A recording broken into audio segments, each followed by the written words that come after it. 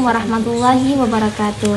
Perkenalkan, nama saya Rohma. Saya dari Prodi PAI non-reguler semester 4. Jadi, di video saya kali ini akan menjelaskan hasil wawancara dari narasumber saya kali ini, yang beliau adalah seorang guru fikih dari MTS Nurul Irsyad. Jadi yang pertama, menurut pengalaman beliau dalam pengajaran di MTS Nurul Irsyad, semua berjalan sesuai perencanaan beliau. Dan untuk penjelasan materinya, beliau sangat menyampaikan dengan baik. Setiap materi yang dijelaskan oleh beliau atau dengan ceramah, dan di situ ada kesempatan untuk peserta didik tanya jawab. Karena menurut beliau bisa mengetahui peserta didik mana yang belum mengetahui dan atau memahami materi yang sudah disampaikan oleh guru tersebut. Dan sebelum metode dilanjutkan, beliau membuat diskusi dalam satu kelas menjadi beberapa kelompok.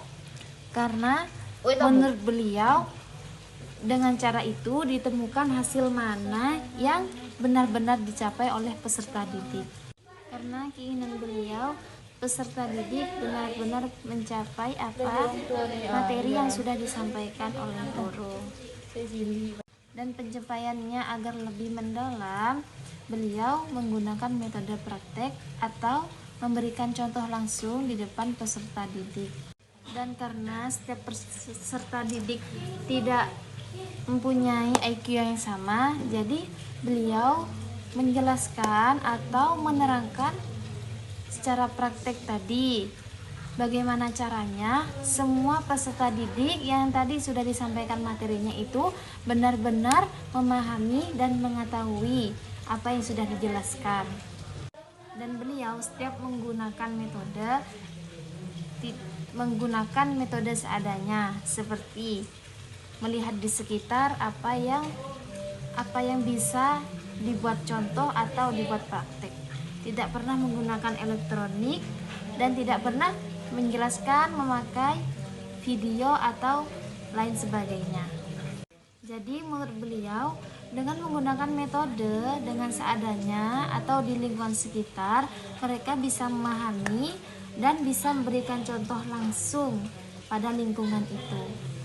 Dan mungkin beliau dengan pencapaian itu bisa peserta didik bisa memahami dengan benar.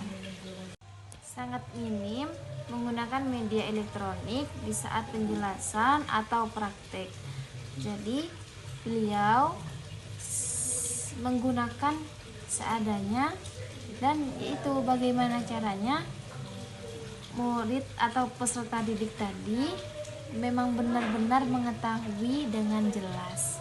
Dan beliau mengevaluasi setiap materi yang sudah dijelaskan, karena menurut beliau dengan itu mengetahui juga seluas mana mereka mengetahui selama ini yang beliau jelaskan dan dipelajari mereka.